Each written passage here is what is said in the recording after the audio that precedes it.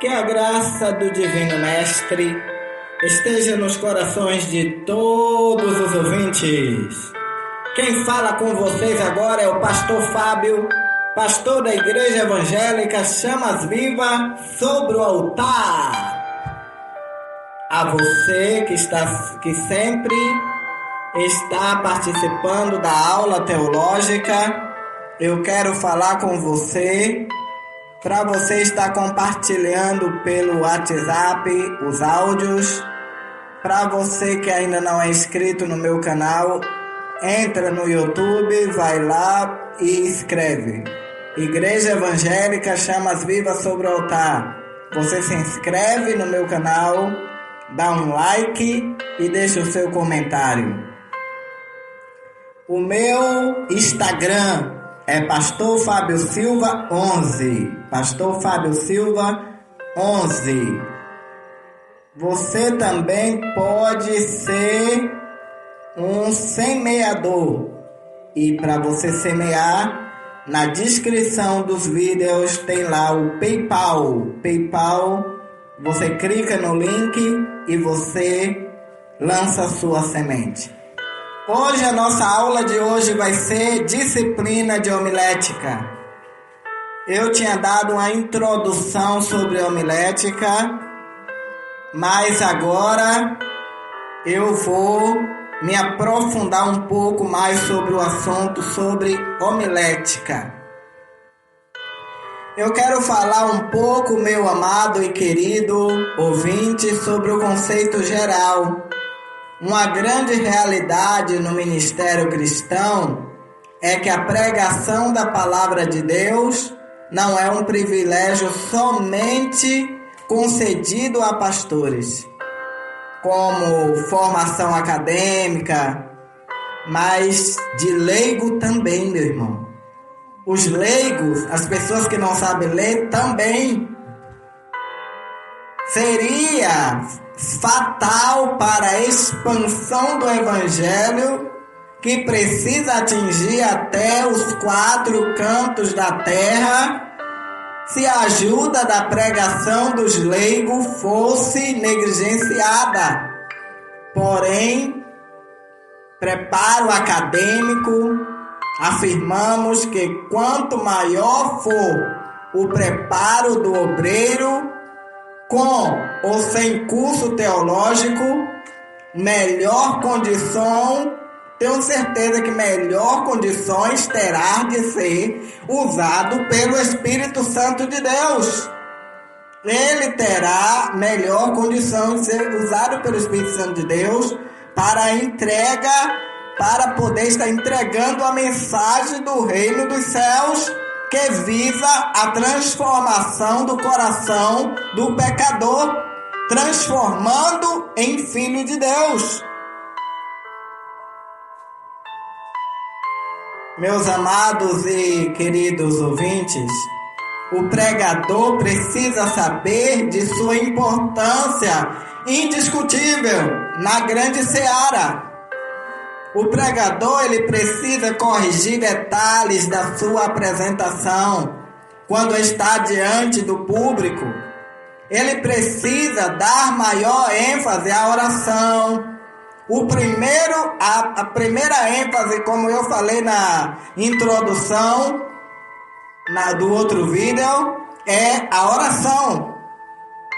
A igreja e a palavra. Ele tem que dar ênfase à oração, à igreja e à palavra. Olha, 3 pontos.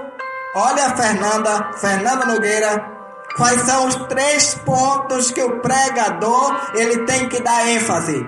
3 pontos importantes que o pregador tem que dar ênfase. É a oração, a igreja e a palavra. O pregador, ele precisa saber que o aspecto intelectual é algo que não deve ser rejeitado, pois muita contribuição poderá ser fornecida pela história, pela ciência filosófica. Aquele que foi incumbida a responsabilidade de transmitir o recado divino, este terá que ter consciência da objetividade do sermão e não se deixar levar por variações de tantas ideias, tais que não deixam o público seguir uma linha de pensamento. Queridos e queridas irmãs, o pregador tem que saber usar corretamente o texto, de onde irá extrair sua mensagem. Ele tem que ter criatividade para dar um tema interessante ao assunto que irá expor. Ele tem que saber começar com uma boa introdução e terminar bem com uma conclusão que venha a desafiar o público a tomar uma posição ao final da pregação. Queridos e queridas irmãs, o pregador ele deve aprender a fazer o esboço de sua mensagem dentro de uma lógica com relação ao tema, ao texto, sabendo distinguir o que é um sermão temático. O pregador ele precisa saber o que é um sermão temático, ele precisa saber o que é um sermão textual, ele precisa saber o que é um sermão expositivo. Aquele que tem a responsabilidade de pregar deve dar o devido valor ao tesouro que são as ilustrações e o momento certo de usá-lo no púlpito. Querido e querida, amada irmã em Cristo, irmã Fernanda, a homilética é a arte de pregar. Não deve ser algo a se aprender somente por pastores. Existe uma grande necessidade do leigo ter conhecimento desta arte, já que é possível também aqueles que não tiveram a oportunidade de estudar numa instituição teológica. Todos aqueles que pregam a palavra de Deus têm condições de melhorar ainda mais suas mensagens. Eu quero falar com você agora sobre a relação entre homilética e a hermenêutica. Enquanto a hermenêutica é a ciência e a arte de interpretar, observe bem, a hermenêutica é a ciência e a arte de interpretar. A homilética é a ciência e a técnica de comunicar ou expor a mensagem bíblica. A palavra homilética vem do grego homilia, que significa persuasão, falar. Assim sendo, meus irmãos, muitos definem a homilética como a arte de pregar. Os problemas da homilética, querido, com certeza a pregação hoje sofre nas várias igrejas um problema que é notado pelos cristãos, que é a falta de preparo do pregador, pouca espiritualidade, a falta de conhecimento da palavra, a falta de unidade no assunto. Começa pregando uma coisa e termina pregando outra. A falta de vivência real do pregador na fé cristã em relação do que ele está pregando. A falta de aplicação da prática das necessidades da igreja. Pregar assuntos que não tem nada a ver com os problemas pelos quais a igreja passa. Tudo isso acontece. A homilética e relação divino-humana na homilética. Eu quero dizer para você que Deus é o autor e inspirador da mensagem. O pregador é o veículo usado para transmitir o recado divino. E o ouvinte é o alvo a ser alcançado. Então, meus queridos e amados irmãos, sendo assim, nós podemos expressar esse relacionamento na seguinte ordem: o que o pregador deve considerar sobre a mensagem. Você pode me perguntar aí agora, pastor, o que o pregador deve considerar sobre a mensagem?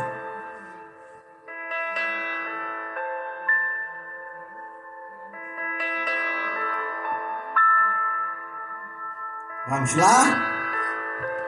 O que o pregador deve considerar sobre a mensagem?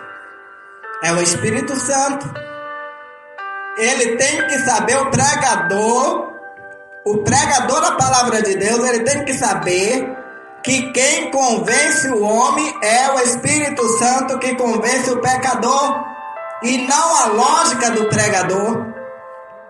As ilustrações são importantes, mas nunca substituirão a palavra de Deus. A arte e a técnica não substitui a inspiração divina. Isso tem que estar na nossa mente, na nossa memória. Eu vou contar mais uma vez para você. O Espírito Santo é quem convence o pecador, e não a lógica do pregador. Primeiro ponto. Segundo ponto, as ilustrações. É importante que você use uma ilustração numa pregação, mas não substituirá a palavra de Deus, viu? As artes, a técnica que você usa, não substitui a inspiração divina. A história da pregação, meu irmão, após o exílio da Babilônia, foi que a homilia permitiva começou a desenvolver-se por ocasião de um novo aspecto na vida judaica. A pregação feita em público, com leitura das Escrituras e explanação da mesma por volta de 445 a 425 antes de Cristo, começa em Neemias 13, do 1 ao 3. Os gregos, entre 500 a 300 antes de Cristo, eles desenvolveram a arte da palavra. Você sabia que foi os gregos que desenvolveram a arte da palavra com os grandes filósofos? Platão, Sócrates, Aristóteles. Os romanos, influenciados pelos gregos, aperfeiçoaram a arte da palavra em forma de oratória. Jesus foi o maior exemplo de pregação pública nos dias dos tempos dos romanos.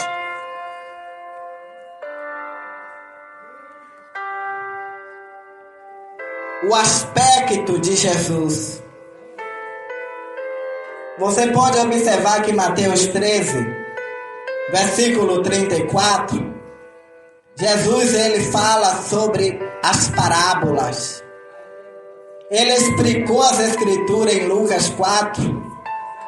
Ele repreendeu o sistema pecaminoso da época. Ele transformou a palavra em ação com poder. Ele profetizou sobre si mesmo. Ele profetizou sobre os fins dos tempos. Isso é ter a unção e o poder da palavra, a sabedoria divina. Detalhe que deve ser corrigido quando se está no púlpito. Não deve gesticular demasiadamente o tempo todo. Tem pessoa que quando está pregando fica gesticulando o tempo todo. Os botões da roupa devem estar todos abotoados, a não ser o blazer com botões no meio, que pode ser usado aberto. O pregador ele não tem que passar as mãos no cabelo o tempo todo. O pregador ele não tem que esfregar as mãos na roupa o tempo todo. Isso indica que ele está ansioso, que ele está com medo. Ele tem que evitar repetições o tempo todo de palavras tais como né, não é, né irmão, né, realmente, aleluia, aleluia, aleluia. Isso indica que você está sem palavra e você está substituindo o né e o aleluia o tempo todo. Outra coisa que o pregador deve evitar: parar a mensagem para se dirigir a alguém no auditório. Isso é fora do aspecto da mensagem, meu irmão. E isso tem acontecido muito. Evitar gracinha no púlpito. Não falar além do tempo normal. Geralmente 30 minutos é um tempo ideal em uma reunião normal de 1h30 de duração, para se poder ficar à vontade para usar o restante do tempo. Com relação ao apelo, ao convite, as pessoas para virem à frente, orar por elas, finalizar o culto. Porém, pode haver exceções com relação ao tempo. Não se pode ser taxativo quanto a este aspecto da homilética. Quanto ao pregador, meu irmão, é muito importante que o pregador conquiste o público com sua mensagem. E as pessoas vibrem. As pessoas precisam vibrar com sua experiência e autoridade. Qual o motivo do fracasso de certos pregadores em nossas igrejas hoje? Porque pregam mensagens tão cansativas e desinteressantes? Isto é algo simples de responder. Pregam ao pé da letra, que não devemos nos preocupar com o que havemos de pregar, pois o Espírito Santo será com a nossa boca, e ao chegarem ao púlpito entrega qualquer coisa.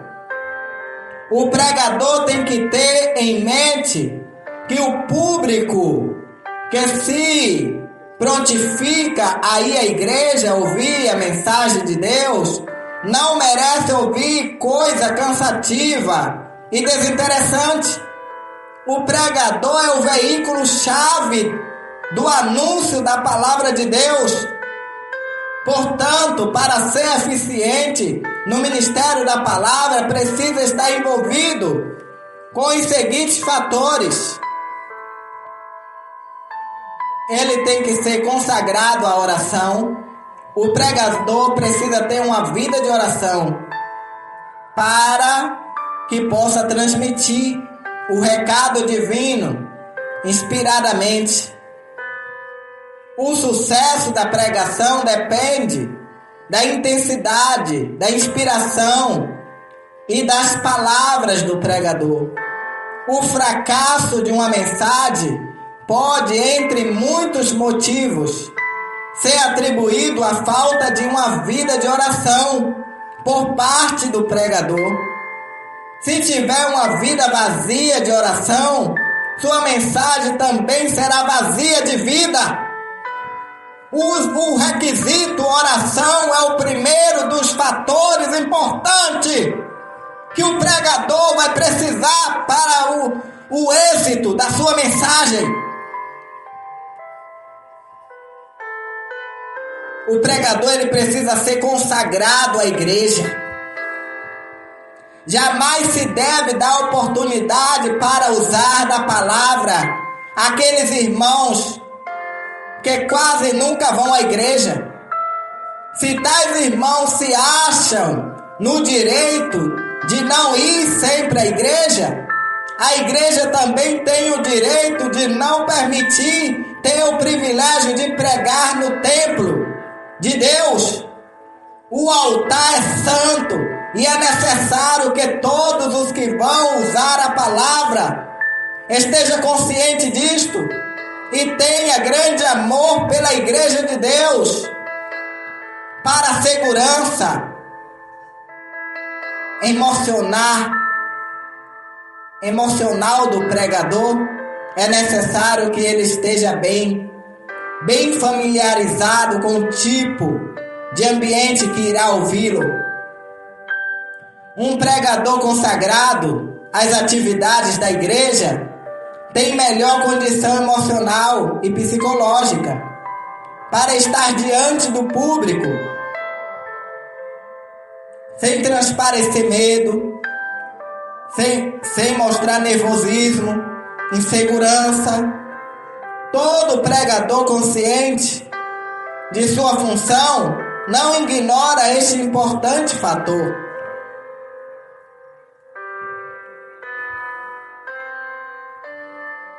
O pregador ele tem que ser consagrado à palavra. O pregador da palavra de Deus tem por finalidade anunciar as verdades divinas. E somente poderá fazê-lo se tiver conhecimento destas verdades. Quanto ao maior conhecimento bíblico, mais autoridade terá ao falar das coisas dos céus. O conhecimento profundo da palavra de Deus é uma segurança indispensável para se construir um excelente sermão. O pregador tem que ter em mente que o público precisa ficar encantado com o conteúdo da mensagem da Bíblia. E para isto, nada melhor do que explicações profundas das Escrituras. Temos que anunciar a Cristo como o único Salvador do mundo. Temos obrigação de conhecer sua vida, o que fez, o que ainda faz, o que Ele quer, quais são suas promessas e sua relação com a vida e a morte. A Bíblia tem muitas promessas para o homem e conhece tais fatos. Conhecer tais fatos é importante. Queridos, é dever obrigatório de todo aquele que se dedica a falar do plano de Deus para a salvação do pecador. Quanto ao conhecimento intelectual do pregador, quem lê mais tem sempre algo a falar a quem lê menos. Diz um ditado popular: na igreja encontramos pessoas de diversos níveis de cultura. Algumas com uma grande capacidade intelectual, outras com um conhecimento médio e outras com um nível intelectual pequeno. Mas eu quero dizer para você que eis a razão pela qual todo pregador tem que estar à altura do nível intelectual daqueles que irão ouvi-lo. Todo pregador precisa que seu público lhe dê crédito como orador. E quando o pregador demonstra ter uma excelente cultura, ele obtém o respeito de seus ouvintes. E suas mensagens sempre serão ouvidas e respeitadas. As suas mensagens, elas serão interessantes. Nunca é demais possuir conhecimento geral daquilo que vai pela ciência, história, filosofia. Um sermão, para ser rico em conteúdo, depende da intelectualidade do pregador. Um pregador culto terá mais autoridade ao falar em público. Isto não deve ser privilégio somente de alguns pastores, mas de qualquer pregador interessado em melhorar a qualidade de suas mensagens. Quanto maior o conhecimento do pregador, maior será a bagagem para o Espírito Santo usar. A segurança intelectual do pregador é evidenciada das seguintes fontes de conhecimento. Existe um ditado, meu amado e minha querida irmã, na qual as pessoas dizem assim: Pedro não tinha conhecimento, Pedro não era dotado, ele era leigo, Pedro não estudou.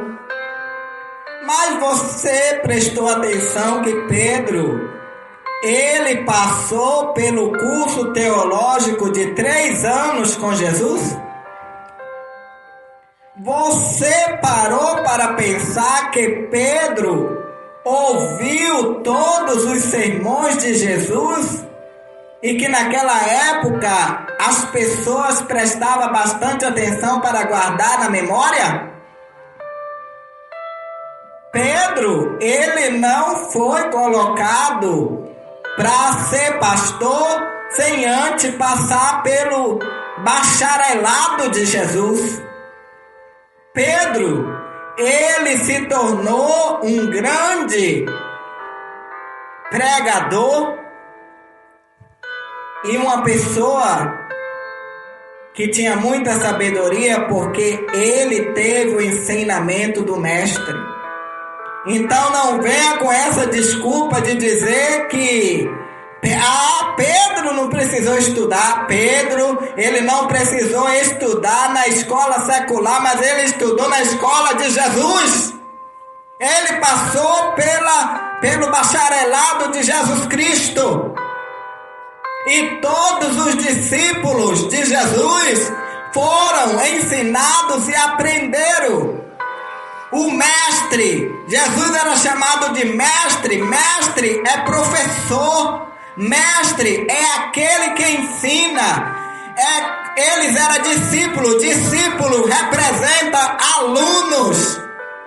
Os apóstolos, que antes de ser apóstolos eram alunos, eles foram bons alunos e se tornaram bons apóstolos. Se tornaram bons evangelistas, se tornaram bons ganhadores de almas, porque eles foram um bom aluno que aprendeu com o mestre da excelência, com aquele que é Shalom Adonai. Então, meu querido, não vem com a desculpa que não tem que ler, que não tem que aprender. Tem que ler, tem que aprender e tem que guardar a palavra no coração. Quem lê mais tem sempre algo a falar a quem lê menos, diz o ditado popular. Então, trate de pegar um livro e estar sempre lendo. Leia história, leia filosofia, enriqueça o seu sermão, enriqueça, que isso vai te ajudar, isso vai ajudar a você.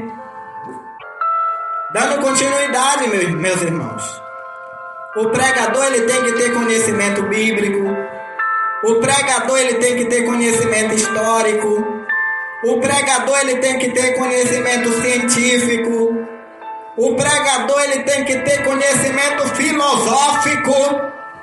O pregador ele tem que ter experiências pessoais. O conhecimento bíblico, já vimos anteriormente a importância do conhecimento bíblico. Quando estudamos a importância do pregador, ele tem que ter um conhecimento histórico. É importante que o pregador saiba em que data fora escrito os livros bíblicos e para quem era destinado. É importante que o pregador saiba disso. Para quem era destinado, situado-se também nos panoramas históricos, social, econômico e religioso da época dos seus autores. É muito importante que o pregador conheça o desenvolvimento da história através dos séculos e sua relação com o cristianismo. 1001 ilustrações podem ser adquiridas com os fatos relacionados com a igreja e com os grandes cristãos da antiguidade. A história está cheia de curiosidades que poderão ser contadas pelo pregador. Com tais fatos, a mensagem cristã torna-se mais rica em conteúdo, despertando o interesse e a admiração do público. Um fato incontestável é que um público admirado com a pregação tende a ascender mais facilmente aos apelos do pregador. O pregador ele tem que ter também conhecimento científico. Ele tem que ter um conhecimento científico. Ele tem que conhecer algo da ciência, comparando sempre com as verdades bíblicas. É algo muito bom, pois muitas das vezes as descobertas científicas vêm sustentar aquilo que a Bíblia vem afirmando há milênios. Expor algo da ciência também torna uma mensagem bem interessante e atrai muito a atenção do público. Muitas pessoas têm chegado à conversão, a se converter através da verdade da Bíblia, confrontada com a ciência. Um bom pregador não ignora jamais este fato. Ele tem que ter conhecimento filosófico. O público vibra e considera interessante quando o pregador sustenta uma verdade bíblica com uma citação de algum importante filósofo. Conhece o pensamento dos muitos pensadores acerca da vida e da morte, do bem e do mal. É algo fascinante. Muitas das vezes os absurdos e as verdades da filosofia ajudam a ilustrar de forma maravilhosa um sermão.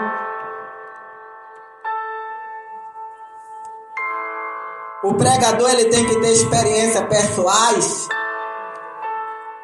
porque a vida cristã é cheia de experiências maravilhosas com Deus.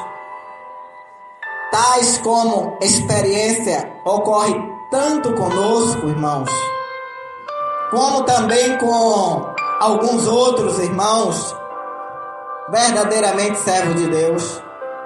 Assim, o testemunho destes fatos faz com que sempre se tenha algo de edificante para uma boa mensagem.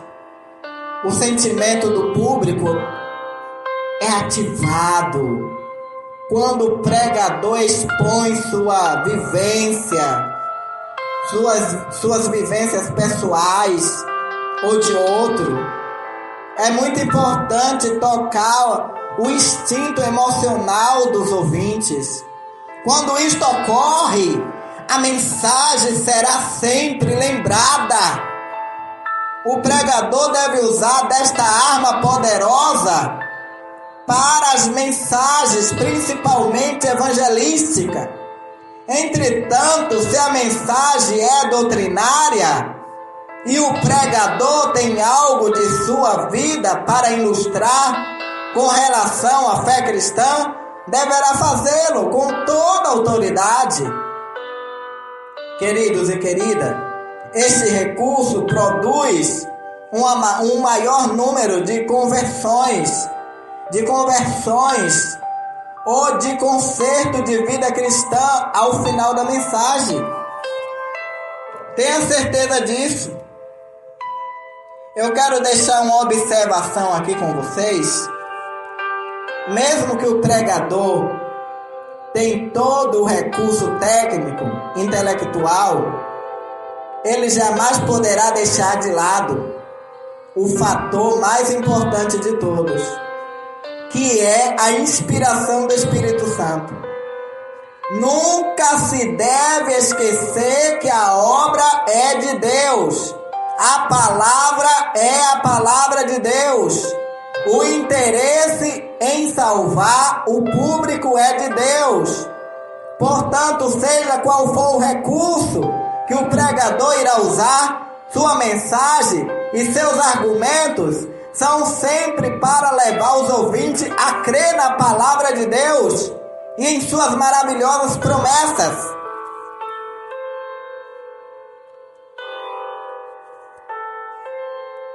O sermão ele tem que ter objetividade. Uma boa mensagem é objetiva, desde o começo até o fim.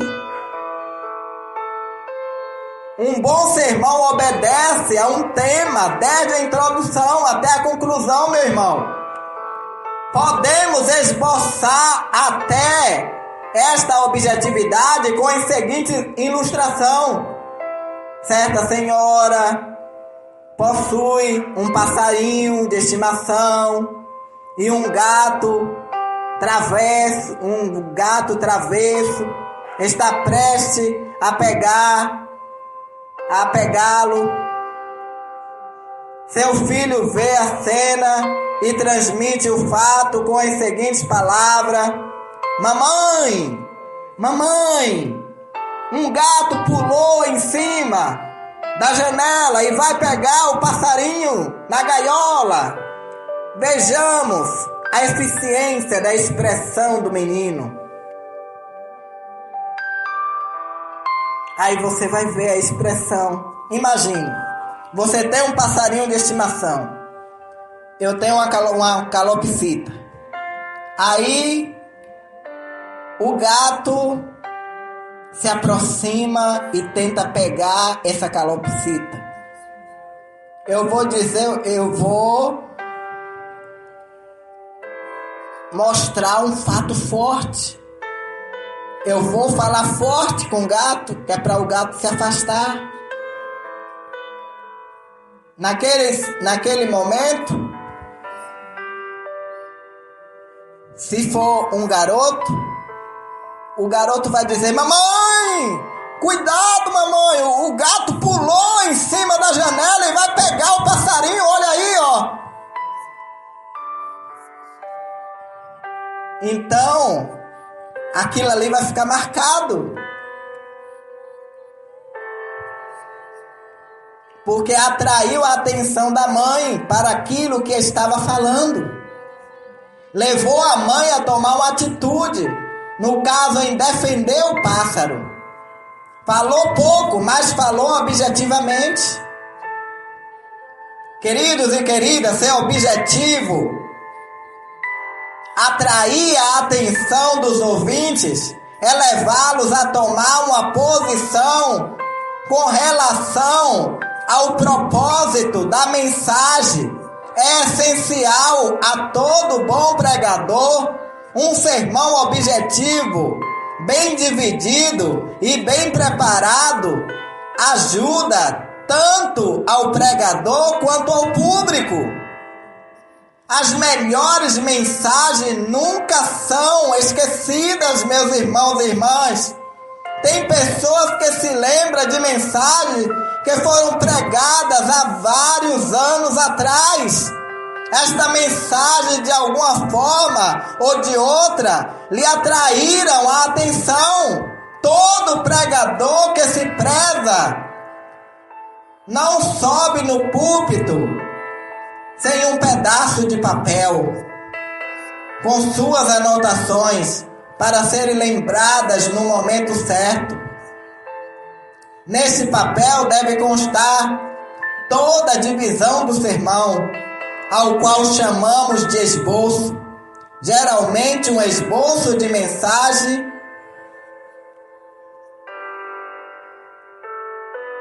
isso tem que acontecer. Esse esboço de mensagem deve constar do seguinte: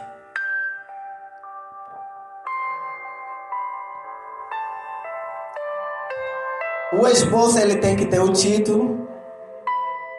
O título, vamos supor, vamos fazer um sermão aqui rapidinho. Segundas Crônicas 13 até o versículo 14. Vamos dar um título a esse sermão, Segundas Crônicas 7, 13 até o 14. Título é Concerto com Deus. O texto é Segundas Crônicas 7, 13 ao 14. Introdução. Você tem que desenvolver o que você vai falar. Você tem que dar uma introdução rápida.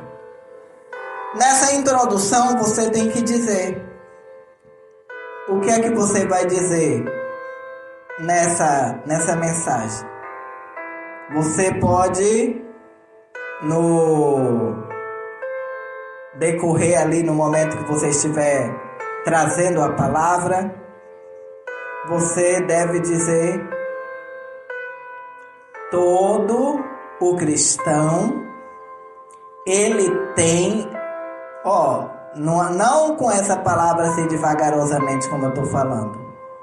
Você deve dizer: meus amados e queridos irmãos, todos nós cristãos devemos estar nos preocupando em estar nos consertando com Deus, em estar nos colocando na posição para servi-lo em espírito e em verdade.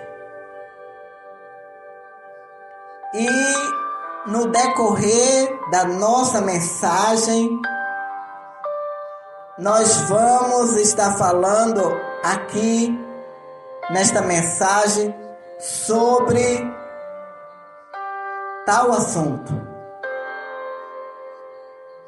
Aí você bota o primeiro ponto. 3 coisas que Deus faz, mas Ele não gosta de fazer. Você diz assim: meus irmãos, há 3 coisas. O que eu quero desenvolver agora no enredo desta mensagem aqui, deste sermão. Você não vai citar sermão na hora, mas é porque eu estou te ensinando sobre sermão. Aí eu estou falando aqui para você. O enredo da palavra que eu quero falar com cada um de vós é que existe 3 coisas que Deus faz, mas Ele não gosta de fazer. Essas 3 coisas que Deus faz, mas Deus não gosta de fazer, está no versículo 13. Primeiro, cerrar os céus para que não haja chuva sobre a terra. Segundo, ordenar os gafanhotos para destruir as plantações. Terceiro, qual é o terceiro? Enviar a peste entre o povo. Então você vai explicar esses 3 pontos nesse sermão. Esse é conhecido como sermão temático. Porque o tema dele é conserto com Deus. Então, nós estamos na primeira divisão. Nós estamos aqui dividindo o sermão. E neste sermão, você colocou ali as 3 coisas. Você vai dizer, isso eu não vou pregar, eu só estou lhe ensinando como você vai fazer. Você vai indicar as 3 coisas que Deus faz, mas não gosta de fazer. E 3 coisas que Deus quer que nós façamos. Tá no versículo 14. Quais são as 3 coisas que Deus quer que nós façamos? Se o meu povo, que se chama pelo meu nome. Então Deus quer que nós chamemos pelo nome dele. Se humilhar é o segundo ponto. Orar é o terceiro ponto. E buscar a minha face. 4 ponto. Então, 4 coisas que Deus quer que nós façamos. Então você vai explicar esses 4 pontos. Então você já fez a primeira parte do sermão. Você fez a introdução. Você já fez a proposição, a sentença interrogativa, a sentença de transição. Depois você já fez a segunda subdivisão. Essa segunda que é a que eu falei. E você pode dividir de 3 pontos. Observe bem. A primeira parte do sermão é 3 coisas que Deus faz, mas não gosta de fazer. Você bota lá, em algarismo romano, aquele pontinho ali, 3 coisas que Deus faz, mas não gosta de fazer. Aí você vai dizer quais são as 3 coisas. Nessas 3 coisas enviar cerrar os céus para que não haja chuva, enviar o gafanhoto e enviar a peste. Você bota parte A, parte B, parte C. Aí cá embaixo você vai colocar do seu sermão. Divide em algarismo romano. Você vai botar 2. 4 coisas que Deus quer que nós façamos. Se o meu povo, que se chama pelo meu nome. Então, primeiro, chamar pelo nome de Deus, parte A. Se humilhar, parte B. Orar, parte C. Buscar a face de Deus, parte D. Então aí já está na segunda divisão do sermão. Então vamos agora para a terceira e última divisão. A terceira é 3 coisas que Deus quer fazer por nós. Quais são as 3 coisas que Deus quer fazer por nós? Ele quer, aí você vai colocar em algarismo romano 3, o número 3, né? Aqueles 3 tracinhos. E vai botar o nome, 3 coisas que Deus quer fazer por nós.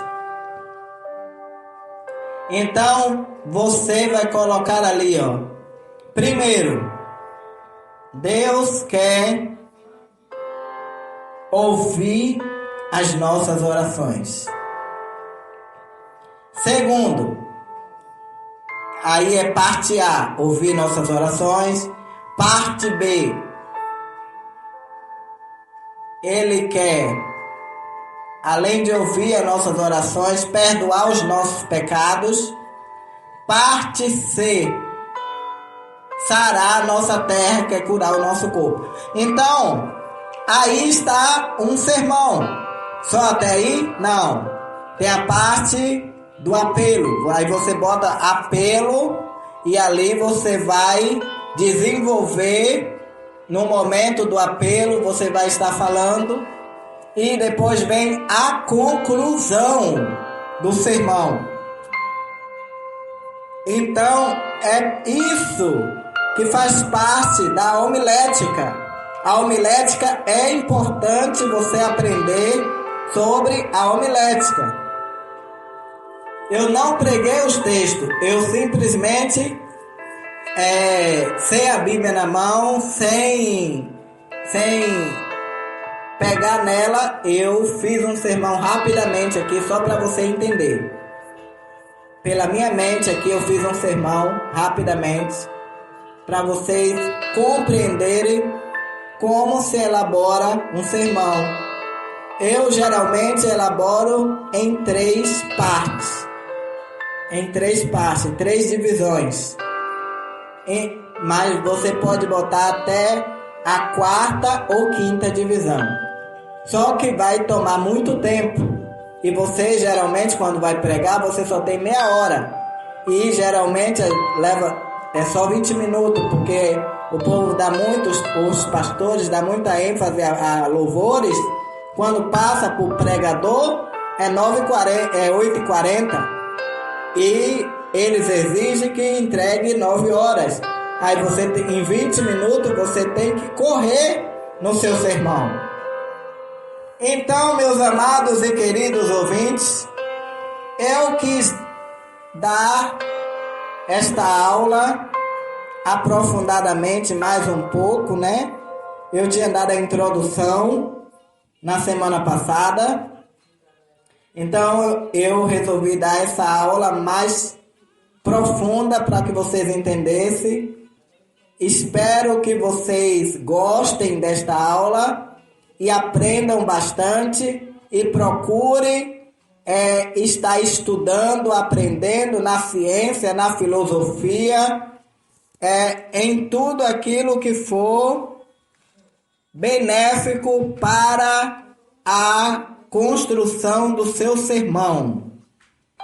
Porque para que o sermão seja bem preparado, é necessário você ter uma boa bagagem. Então, que você tenha essa bagagem e aprenda bastante. Então, vamos orar? Pai nosso que estás no céu, santificado seja o teu nome. Venha a nós o teu reino, seja feita a tua vontade, assim na terra como no céu. O pão nosso de cada dia dá-nos hoje. Perdoa nossas dívidas, assim como nós perdoamos a quem nos tem ofendido. Não nos deixeis cair em tentação, mas livra-nos do mal, porque teu o reino e a glória para todo sempre. Amém. Deus Pai Todo-Poderoso, diante da tua presença, eu quero apresentar a todos os alunos do Momento de Sabedoria, pessoas que têm aprendido, como a Fernanda, como a nossa irmã Maria Francisca, como nossa irmã Doris Almeida e outros irmãos que estão aprendendo. E também no YouTube eu tenho prestado atenção de que eu coloco o vídeo e as pessoas começam a assistir logo. Então isso indica que você está gostando das aulas. Eu coloquei uma enquete e a enquete lá no YouTube está na parte da comunidade. Você entra no YouTube da Igreja Evangélica Chamas Vivas sobre o Altar e você vai escolher, meu irmão e minha irmã, qual o assunto que eu devo estar colocando, falando mais.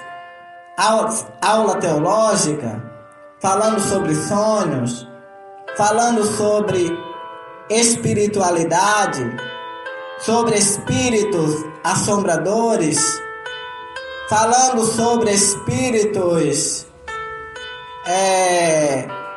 perseguidores, né? Você vai, é uma enquete, você vai chegar lá, clicar e curtir o que tiver mais, né? O que você escolher é o que eu vou estar gravando os vídeos para poder estar enviando para vocês e também gravando através do Momento de Sabedoria. Então você entra lá no meu canal, na parte da comunidade, você clica comunidade, aí vai estar lá enquete. Você vai votar na enquete o que você está mais gostando. É o Momento de Sabedoria? Eu voto só para o Momento de Sabedoria.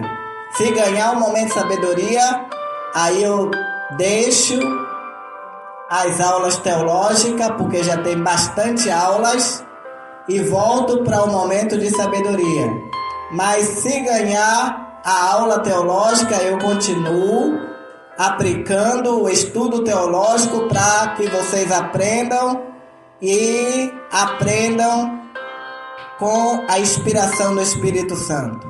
Pai, inspira teu povo, dá sabedoria a teu povo, abençoa teu povo, enche da tua graça, da tua unção, do teu poder, em o nome do Senhor e Salvador Jesus Cristo. Dá saúde, dá força, dá vigor, dá ânimo, dá sabedoria, abre a mente do teu povo para que eles aprendam e guarde o conhecimento que a palavra de Deus nos ensina.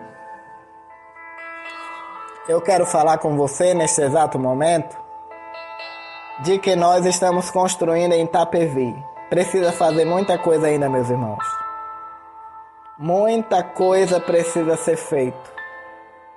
Eu não sei nem quanto tempo vai levar para terminar essa igreja, porque tudo requer muito dinheiro. E construir uma igreja eu não sabia que gastava tanto. Mas nós já começamos, nós vamos terminar. E eu preciso que vocês lancem a semente de vocês, não importa a quantia.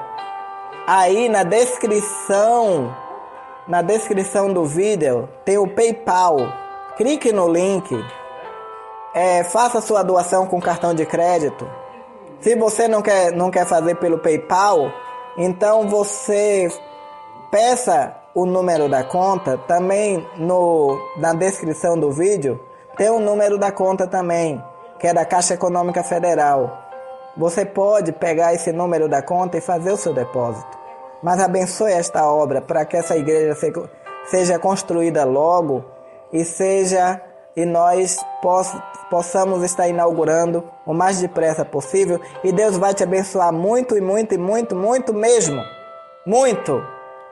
Que a graça do Senhor Jesus Cristo e o grande amor de Deus e as consolações do Espírito Santo esteja com todos vós.